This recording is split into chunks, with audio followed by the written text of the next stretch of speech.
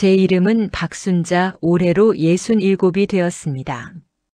시장통에서 생선을 만지며 살아온 지가 어언 30년이 훌쩍 넘었네요. 아무리 씻고 또 씻어도 손톱 밑에 박힌 비린내는 좀처럼 빠지질 않습니다. 거칠어진 손등이며 갈라진 뒤꿈치며 제 몸 구석구석 성한 곳 하나 없지만 그래도 저는 이 냄새가 싫지 않았습니다. 이 비릿하고 고단한 냄새가 바로 제 아들 민호를 의사로 만들어준 훈장 같은 거니까요. 사람들은 저더러 의사 선생님 어머니라며 부러워들 합니다. 개천에서 용났다고 자식 농사 하나는 기가 막히게 지었다고 치켜 세워줄 때면 지난 세월의 서름이 눈 녹듯 사라지는 것만 같았죠. 하지만 세상에 영원한 것은 없나 봅니다.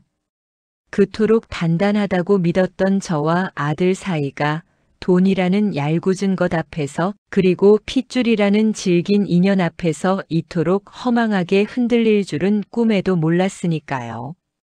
지금부터 제가 들려드릴 이야기는 제 가슴 속에 묻어둔 아주 아픈 기억입니다.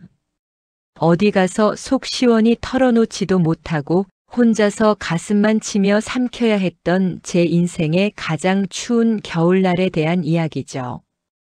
혹시라도 저처럼 자식 때문에 남몰래 눈물 흘리고 계신 분이 있다면 부디 제 이야기가 작은 위로가 되었으면 좋겠습니다. 이야기는 34년 전으로 거슬러 올라갑니다. 그때 저는 30이 조금 넘은 나이였어요. 남편과는 중매로 만나 살림을 차렸는데 야속하게도 삼신할머니는 저희에게 아이를 점지해 주지 않으셨습니다. 병원을 제 집 드나들듯 다니고 용하다는 한약방을 찾아 전국을 떠돌았지만 소용없었습니다. 칠거지약 중에 으뜸이 대를 못 잇는 것이라며 혀를 차시던 시어머니의 눈총은 날이 갈수록 따가워졌고 저는 죄인 아닌 죄인이 되어 숨죽여 살아야만 했지요. 남편은 말이 없는 사람이었습니다. 그저 묵묵히 일만 하는 사람인 줄 알았는데 어느 날 술에 잔뜩 취해 들어온 남편의 품에 강보에 쌓인 핏덩이 하나가 안겨 있더군요. 그게 바로 우리 민호였습니다. 내 핏줄이야. 당신이 좀 키워줘.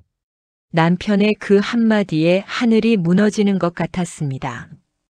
밖에서 낳아온 자식이라니. 억장이 무너지고 배신감에 치가 떨렸습니다. 당장이라도 그 핏덩이를 내다버리고 집을 나가고 싶었습니다.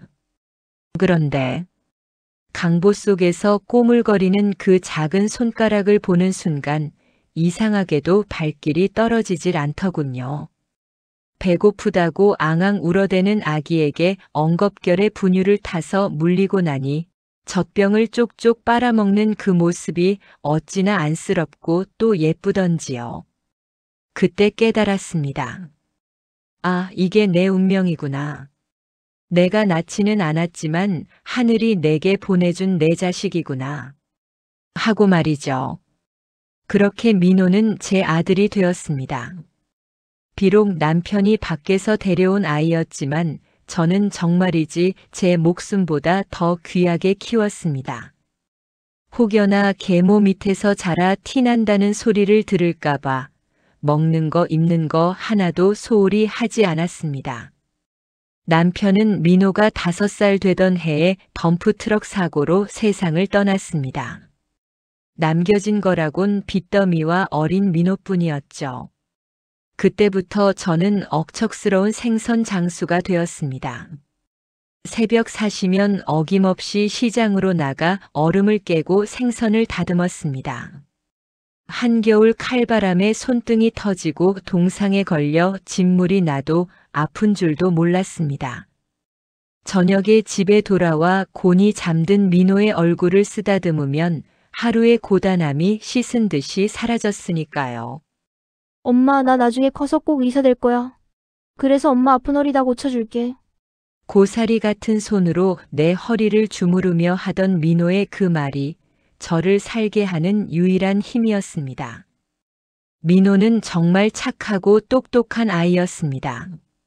학원 한 번 제대로 보내주지 못했는데도 늘 전교 1등을 놓치지 않았죠.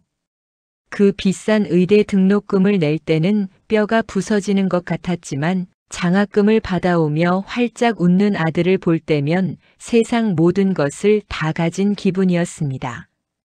그렇게 민호는 대학병원 인턴, 레지던트를 거쳐 번듯한 전문의가 되었고 대학병원 펠로우로 남게 되었습니다. 제 평생의 소원이 이루어진 순간이었죠. 그리고 민호에게도 봄날이 찾아왔습니다. 같은 병원 간호사라던 참하고 예쁜 아가씨와 결혼을 약속하게 된 겁니다. 상견례를 하던 날 사돈 되실 분들은 시장에서 생선 장사를 하는 저를 조금 어려워하는 눈치였지만 됨됨이가 바른 민호를 보고 흔쾌히 결혼을 허락해 주셨습니다. 저는 세상을 다 얻은 것만 같았습니다. 이제 고생 끝, 행복 시작이라고 믿었으니까요. 아들이 장가가는 날 입을 고운 한복을 맞추러 가던 날 저는 시장통 아지매들에게 떡을 돌리며 자랑을 늘어놓았습니다.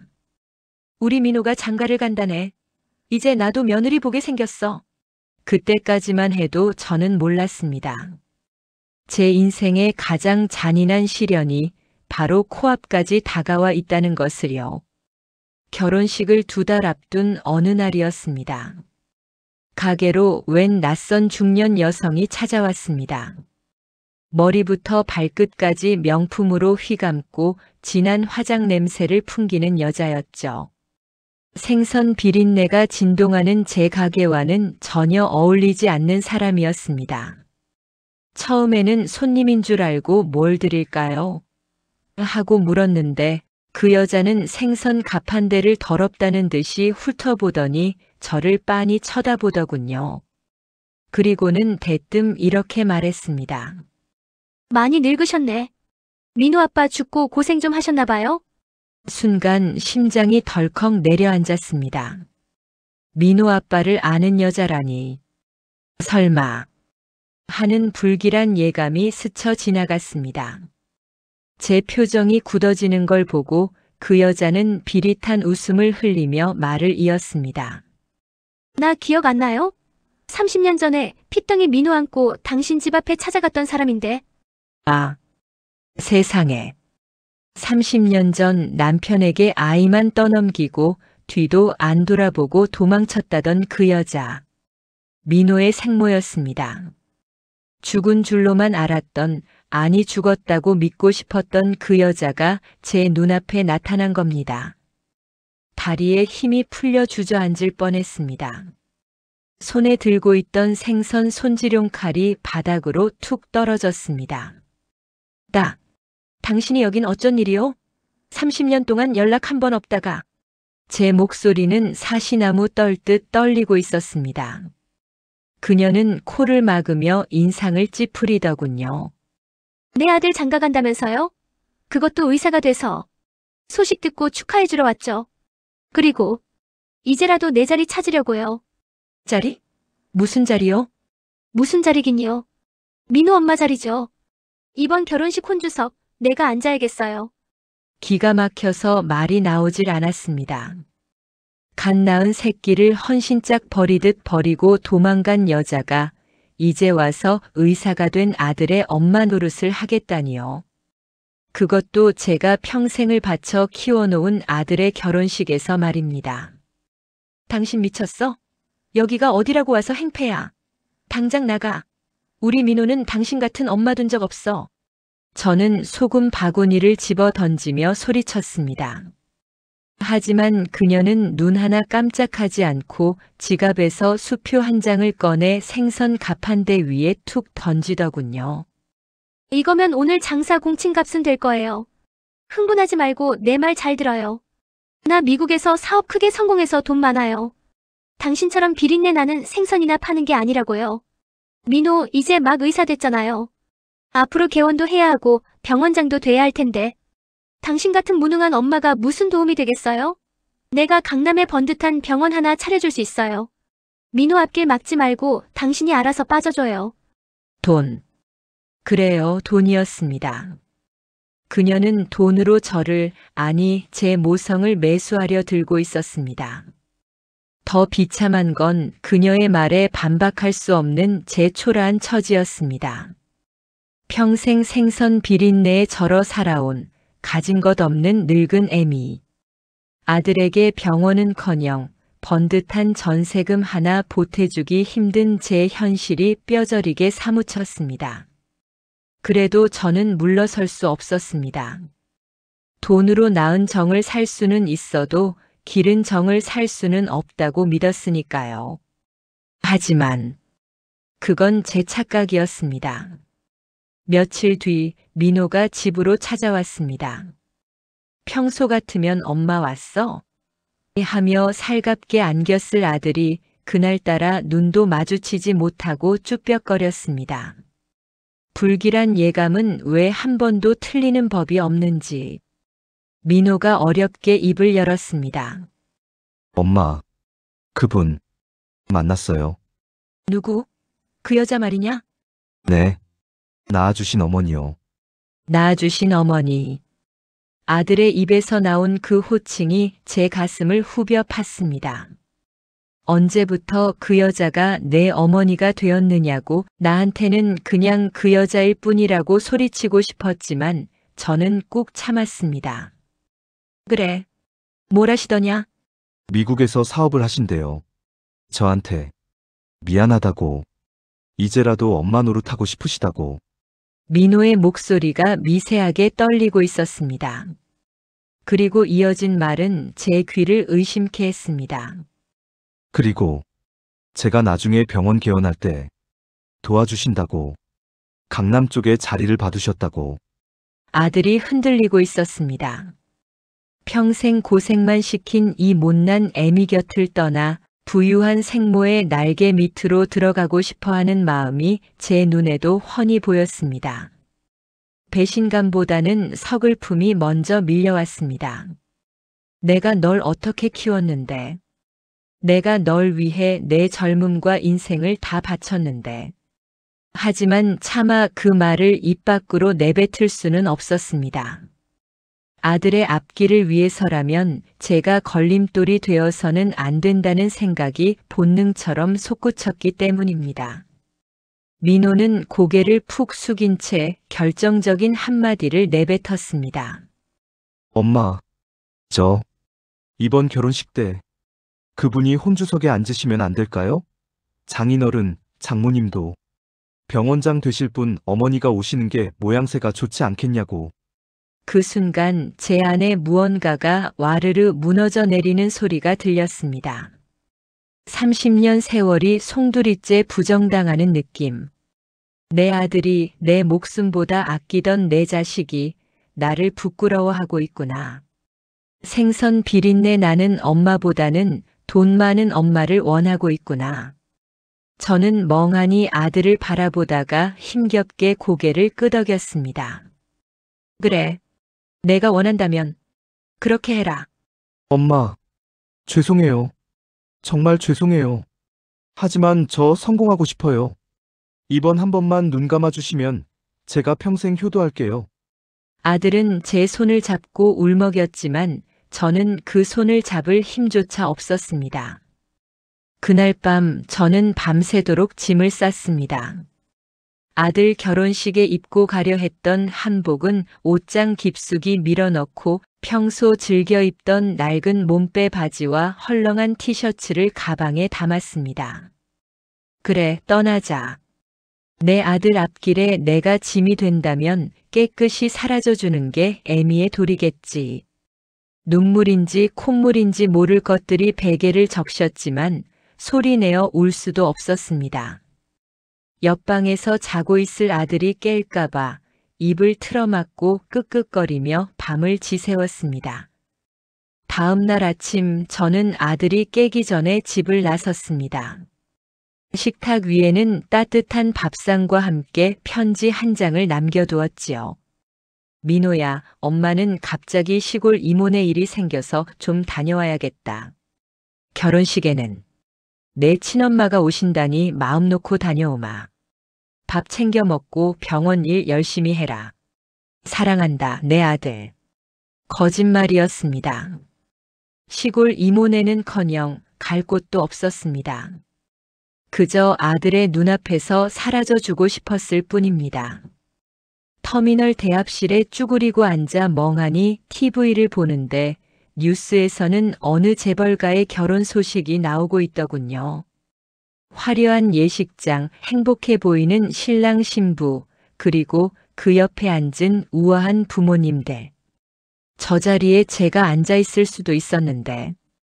아니, 저 자리는 원래 내 자리였는데. 서러움이 북받쳐 올라 가슴을 쥐어뜯었습니다.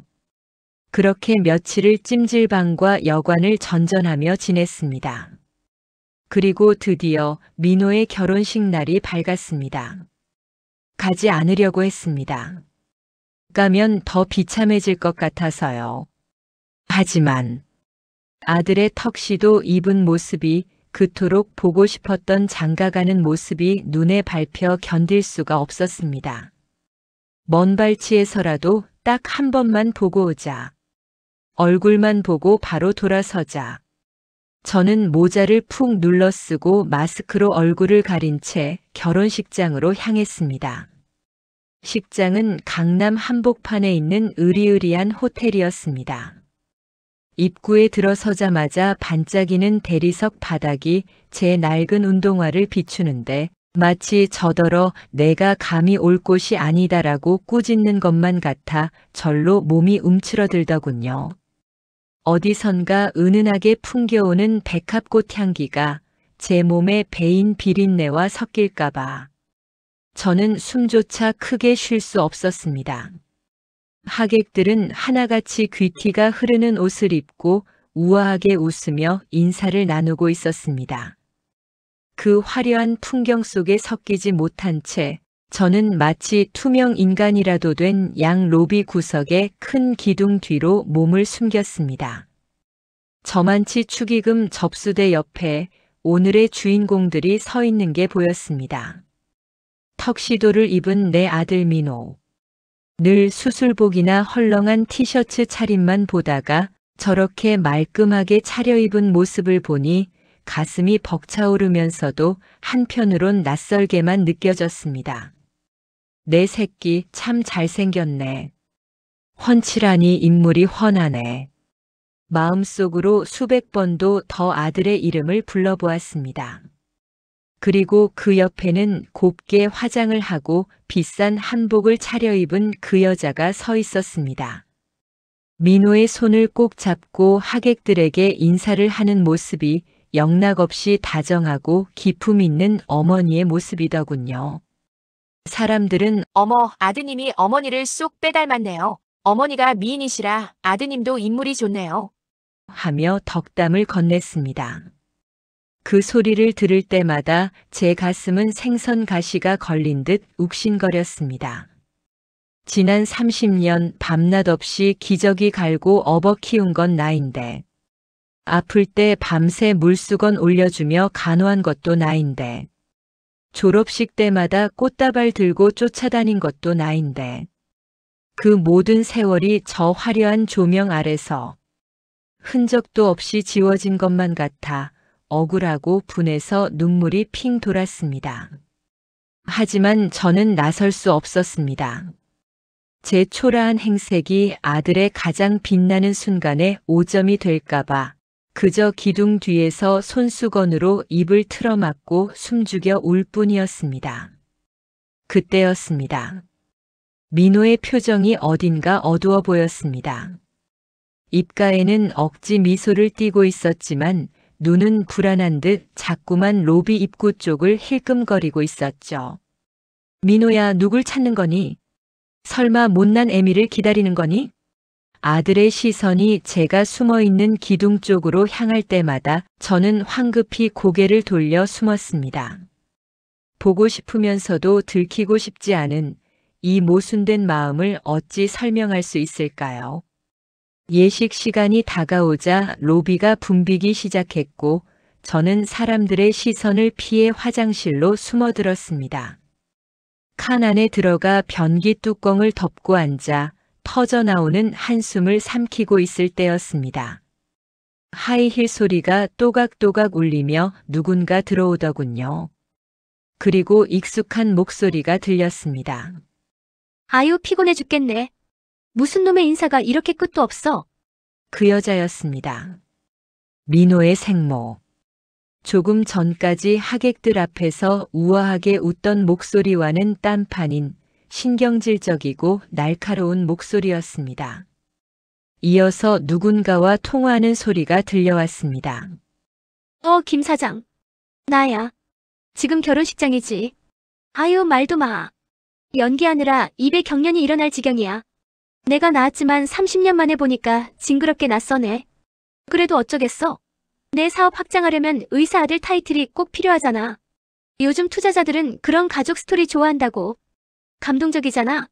어릴 때 잃어버린 아들을 성공해서 다시 만난 엄마. 스토리텔링 딱 나오지. 저는 제 귀를 의심했습니다. 지금 저 여자가 무슨 소리를 하고 있는 건가요? 사업? 투자? 스토리텔링? 아들을 찾은 게 모성애 때문이 아니라 고작 자기 사업에 이용하기 위해서였다니요. 손발이 부들부들 떨리기 시작했습니다. 야, 김 사장. 걱정하지 마. 걔네 키워준 양엄마. 내가 돈 몇 푼 쥐어주고 쫓아냈어. 생선 장수라나 뭐라나 아주 질이 떨어져서 원. 걔가 옆에 붙어 있으면 내 이미지 구겨지잖아. 촌스러운 할망구 하나 치우는 건 일도 아니지. 아들놈도 웃겨.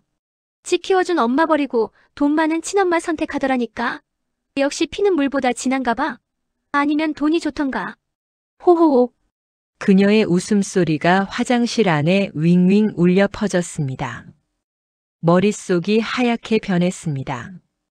나를 모욕한 건 참을 수 있었습니다.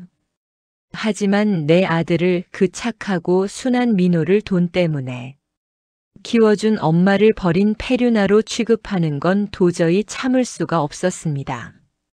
민호가 어떤 마음으로 나를 떠났는데 제 앞길 막기 싫어서 눈물을 머금고 저를 보낸 아이인데 그 순수한 효심을 저 여자는 더러운 욕망의 도구로 비웃고 있었습니다.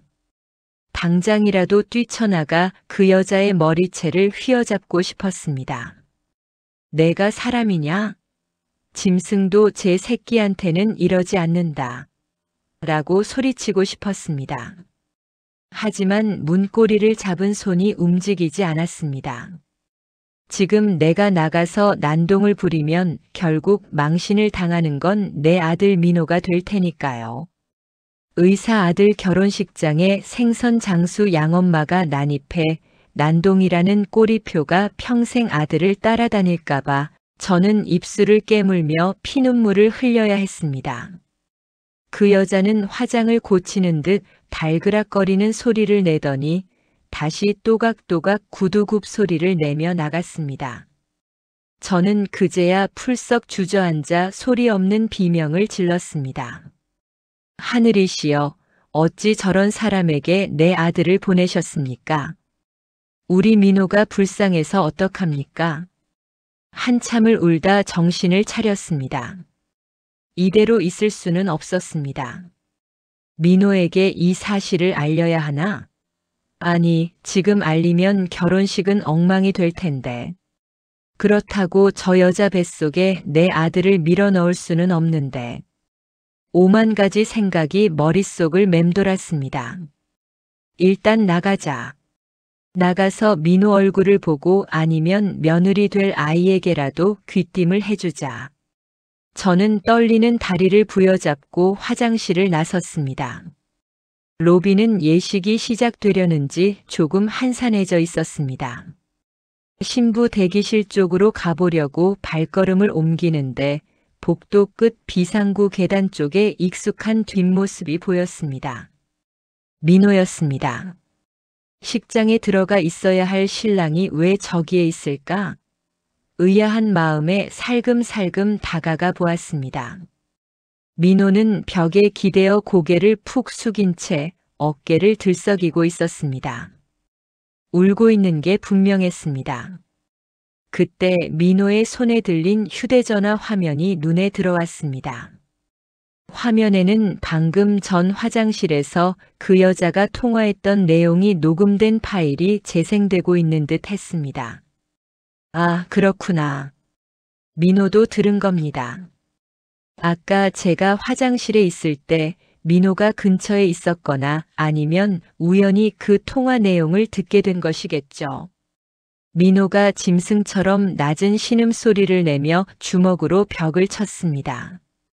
그 주먹에서 피가 배어나오는 것 같아 제 마음이 찢어질 듯 아팠습니다.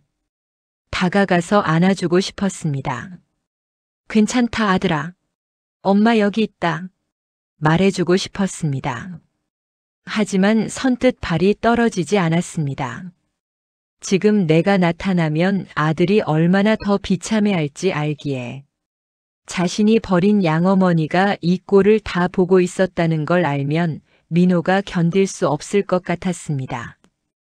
그때였습니다.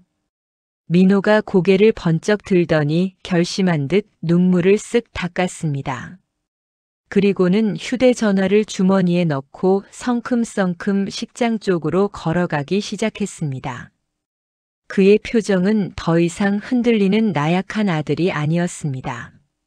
무언가 무서운 결단을 내린 사람처럼 눈빛이 서늘하게 빛나고 있었죠. 저는 본능적으로 느꼈습니다. 오늘 이 결혼식장에서 엄청난 일이 벌어질 것 같다는 것을요. 저도 모르게 아들의 뒤를 쫓아 식장 안으로 들어갔습니다. 식장 안은 엄숙하고 화려했습니다. 하객들이 자리를 가득 메우고 있었고 주례 선생님이 단상에 서 계셨습니다. 혼주석에는 그 여자가 고고한 자태로 앉아 있었고 비어있는 신랑 아버지 자리에는 민호의 은사님이 대신 앉아 계셨습니다. 사회자가 목청을 가다듬고 외쳤습니다. 자, 이제 오늘의 멋진 신랑 이민호 군의 입장이 있겠습니다. 하객 여러분, 뜨거운 박수 부탁드립니다. 웅장한 음악이 울려 퍼지고 문이 열렸습니다. 하지만 민호는 버질로드를 걷지 않았습니다. 입구에 꼿꼿이 선 채 마이크를 달라고 손짓하더군요. 사회자가 당황하며 마이크를 건네자 장내가 술렁거리기 시작했습니다. 음악이 뚝 끊기고 정적이 감돌았습니다. 민호는 마이크를 잡고 천천히, 아주 천천히 하객들을 둘러보았습니다. 그리고 시선이 혼주석에 앉아있는 그 여자에게 꽂혔습니다. 죄송합니다. 오늘 결혼식은 진행할 수 없습니다. 뭐? 민호야, 그게 무슨 소리니? 그 여자가 화들짝 놀라 자리에서 벌떡 일어났습니다. 하객들도 웅성거리기 시작했습니다. 무슨 일이야? 파혼인가? 신랑이 왜 저래? 민호는 흔들리지 않는 목소리로 말을 이었습니다. 저는 오늘 제 인생에서 가장 중요한 분을 이 자리에 모시지 못했습니다. 저를 낳아주셨다는 이유만으로 30년 만에 나타나 제 어머니 자리를 차지하신 분, 저기 앉아 계시네요. 민호가 손가락으로 그 여자를 가리켰습니다. 그 여자의 얼굴이 사색이 되었습니다. 민호는 씁쓸한 미소를 지으며 말을 이었습니다. 어머니, 아니 최 여사님, 당신에게 저는 무엇입니까? 잃어버린 아들입니까? 아니면 당신 사업 설명서에 들어갈 성공한 의사 아들이라는 부록입니까? 민호야, 너 지금 사람들 앞에서 무슨 망발이니? 방금 들었습니다. 화장실 앞에서 통화하시는 거. 제가 키워준 어머니를 버리고 돈을 택했다고요? 천만에요. 저는 단 한순간도 저를 키워준 어머니를 잊은 적이 없습니다. 다만 저 때문에 평생 고생하신 그분께 당신이 제안한 그 병원 하나 해드리고 싶어서 그 가난이 지긋지긋해서 잠시 눈이 멀었을 뿐입니다. 민호의 목소리가 울먹임으로 떨리기 시작했습니다. 저는 기둥 뒤에서 입을 막고 오열했습니다. 내 아들이 나를 위해 나한테 병원 하나 해주고 싶어서 그 수모를 참고 있었던 거구나. 바보 같은 녀석. 병원이 다 무슨 소용이라고. 엄마는 너만 있으면 되는데. 하지만 이제 알았습니다. 돈으로 산 병원에서는 환자의 병은 고칠 수 있어도 제 썩어 들어가는 마음은 고칠 수 없다는 걸요. 그리고 당신 같은 괴물을 어머니라고 부르며 평생을 살 수는 없다는 걸요. 민호는 뚜벅뚜벅 혼주석으로 걸어갔습니다. 그리고 그 여자 앞에 섰습니다. 비켜주십시오. 그 자리는 당신 자리가 아닙니다. 이 미친놈이. 내가 널 어떻게 생각했는데. 내가 널 위해 준비한 게 얼만데. 그 여자는 악을 쓰며 민호의 뺨을 올려붙였습니다. 짝 하는 소리가 식장 안에 날카롭게 울려 퍼졌습니다. 하객들은 경악하며 비명을 질렀습니다. 하지만 민호는 고개조차 돌리지 않았습니다. 오히려 더 단단해진 눈빛으로 식장 뒤편을 향해 고개를 돌렸습니다. 마치 제가 거기 있다는 걸 알고 있다는 듯이. 엄마, 박순자 씨, 어디 계세요? 여기 계신 거 다 알아요. 제발 나오세요. 엄마 자리는 여기잖아요. 아들의 절규가 식장을 가득 채웠습니다. 사람들이 두리번거리며 웅성거렸습니다. 저는 숨을 수가 없었습니다. 더 이상 숨어서는 안 되었습니다. 내 아들이 저렇게 나를 부르는데 피투성이가 된 마음으로 애미를 찾는데 내가 어찌 숨을 수 있겠습니까? 저는 모자를 벗고 떨리는 걸음으로 기둥 밖으로 나갔습니다. 초라한 몸빼 바지에 낡은 티셔츠 차림. 화려한 예식장과는 너무나도 어울리지 않는 행색이었지만 저는 고개를 들었습니다. 민호야. 엄마, 민호가 단숨에 달려와 와락 저를 끌어안았습니다. 비린내 나는 제 옷자락에 얼굴을 묻고 아이처럼 엉엉 울음을 터뜨렸습니다. 엄마 잘못했어요. 제가 죽일 놈이에요. 가지 마세요. 제발 저버리지 마세요. 아니야, 내 새끼. 엄마가 미안하다. 엄마가 못나서 널 힘들게 했어. 우리는 서로를 부둥켜 안고 한참을 울었습니다. 그 모습을 지켜보던 하객들 사이에서 하나둘 훌쩍이는 소리가 들려오기 시작했습니다. 그때 신부 측 혼주석에 앉아 계시던 사돈 어르신이 자리에서 일어나셨습니다. 그리고 천천히 저희 쪽으로 걸어오시더니 제 손을 덥석 잡으셨습니다. 사부인 어서 오십시오. 기다리고 있었습니다. 자리가 많이 비었습니다. 사돈 어른의 따뜻한 한마디에 얼어붙었던 제 마음이 봄눈 녹듯 녹아내렸습니다. 민호는 눈물을 닦고 제 손을 이끌어 혼주석으로 향했습니다. 그 여자는 얼굴이 불그락푸르락해져서 씩씩거리더니 사람들의 따가운 눈총을 견디지 못하고 도망치듯 식장을 빠져나갔습니다. 저는 떨리는 몸을 낡은 의자에 맡겼습니다. 아들이 제 앞에 서서 큰 절을 올렸습니다. 어머니, 키워주셔서 감사합니다. 평생 갚으며 살겠습니다. 아들의 그 한마디가 세상 그 어떤 금은 보화보다 값지게 느껴졌습니다. 비록 비싼 한복은 아니었지만 비린내 나는 제 옷이 오늘만큼은 세상에서 가장 아름다운 예복처럼 느껴졌습니다. 그날의 결혼식은 눈물바다였지만 제 인생에서 가장 따뜻하고 행복한 눈물이었습니다. 하객들은 그 어떤 화려한 이벤트보다 더 큰 감동을 받았다며 제 손을 잡고 어머니가 진짜시네요. 아들 참 잘 키우셨어요. 하며 덕담을 건네주었습니다. 무엇보다 고마운 건 제 며느리였습니다. 몸빼 바지 차림의 시어머니가 부끄러울 법도 한데 며느리는 활짝 웃으며 제 거친 손을 자신의 고운 손으로 감싸쥐더군요. 어머니, 와주셔서 정말 감사해요. 어머니가 안 계셨으면 저 이 결혼 안 하려고 했어요. 저한테 시어머니는 어머니 딱 한 분이세요. 그 말에 저는 또다시 주책맞게 눈물을 쏟고 말았습니다. 하늘이 나를 버리지 않았구나. 이렇게 귀한 아들과 며느리를 내 곁에 남겨주셨구나 싶어서 말이죠. 식이 끝나고 민호와 며느리는 신혼여행을 떠나기 전 굳이 제 좁은 집으로 왔습니다. 비싼 호텔 뷔페도 마다하고 엄마가 끓여준 된장찌개가 먹고 싶다면서요. 저는 부랴부랴 앞치마를 두르고 뚝배기에 된장을 풀었습니다.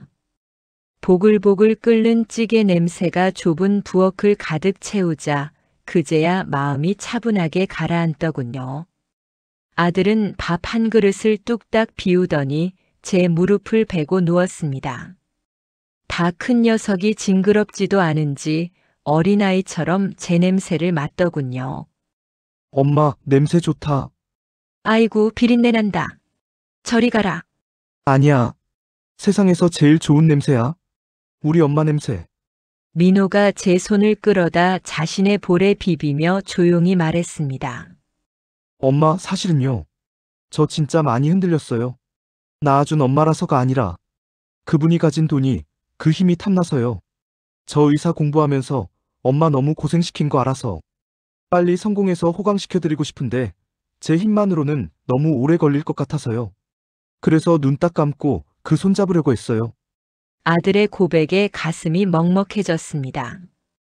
이 못난 애미가 능력이 없어서 내 새끼가 그런 유혹에 흔들리게 했구나 싶어 미안함이 앞섰습니다. 하지만 저는 아들의 머리카락을 쓸어 넘겨주며 담담하게 말했습니다. 괜찮다. 사람인데 욕심나는 게 당연하지. 젊은 내가 성공하고 싶은 게 무슨 죄겠니? 그래도 엄마는 내가 돌아와줘서 그 유혹 뿌리치고 이 못난 애미 선택해줘서 그게 너무 고맙다. 우리 아들 장하다. 엄마가 왜 못나요? 엄마는 세상에서 제일 훌륭한 의사를 만든 분이잖아요. 제가 뼈저리게 깨달았어요. 돈으로 병원은 세울 수 있어도 사람을 살리는 의사는 될 수 없다는 걸요. 엄마가 가르쳐 주신 대로 환자 마음까지 어루만지는 진짜 의사가 될게요. 그날 밤 아들과 며느리를 보내고 텅 빈 방에 홀로 앉았습니다. 하지만 예전처럼 외롭거나 쓸쓸하지 않았습니다. 오히려 가슴 한구석이 꽉 찬 듯 든든했습니다. 나중에 들은 이야기지만 생모라는 그 여자는 결혼식장에서 쫓겨나듯 나간 뒤 바로 미국으로 돌아갔다고 합니다. 아마 다시는 우리 앞에 나타나지 않겠지요. 돈이면 다 되는 줄 알았던 그 사람도 이번에는 돈으로 살 수 없는 게 있다는 걸 뼈저리게 느꼈을 겁니다. 세월이 흘러 저는 이제 할머니가 되었습니다. 민호네 부부는 주말마다 아이들을 데리고 제 생선 가게로 놀러 옵니다. 손주 녀석들이 할머니 생선 냄새 나요. 하고 코를 막으며 도망가면 아들은 이 녀석들아, 이게 무슨 냄새인지 알아? 아빠를 키워준 향기로운 냄새야. 하며 호통을 칩니다. 그러면 저는 또 좋다고 허허 웃지요.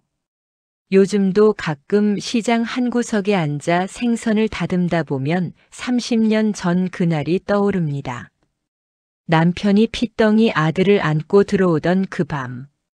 그때 그 아이를 내치지 않고 품은 것이 제 인생에서 가장 잘한 일이었다는 생각이 듭니다. 사람들은 묻습니다. 피 한 방울 섞이지 않은 남의 자식을 어떻게 그렇게 키웠냐고. 그러면 저는 이렇게 대답합니다. 자식은 핏줄로 낳는 게 아니라 세월로 낳는 겁니다. 매일 따뜻한 밥 지어 먹이고 아픈 밤 뜬 눈으로 지새우고 그 아이의 웃음에 웃고 울음에 함께 울었던 그 수만 번의 날들이 쌓여서 부모가 되고 자식이 되는 것이지요. 낳은 정이 하늘이 내린 인연이라면 기른 정은 사람이 만들어가는 기적이라고 생각합니다. 그리고 그 기적은 핏줄보다 더 진하고 단단하더군요. 지금 이 순간에도 가슴으로 자식을 낳아 기르시는 수많은 부모님들이 계실 겁니다. 혹여나 내 뱃속으로 낳지 않아서라는 자격지심에 힘들어하지 마십시오. 당신이 그 아이를 위해 흘린 땀과 눈물은 그 어떤 유전자보다 강력한 사랑의 증거입니다. 아이들은 압니다. 누가 진짜 엄마이고 아빠인지를요. 그러니 당당해지십시오. 당신은 충분히 훌륭한 부모입니다. 제 긴 이야기를 들어주셔서 감사합니다. 부디 여러분의 가정에도 핏줄을 넘어선 따뜻한 사랑이 가득하기를 기원합니다. 저 박순자 오늘도 비린내 나는 앞치마를 두르고 씩씩하게 하루를 살아갑니다. 제게는 세상 무엇과도 바꿀 수 없는 소중한 내 아들이 있으니까요. 구독과 좋아요를 눌러주시면 제게 많이 힘이 될 것 같네요. 오랜 시간 들어주셔서 감사합니다.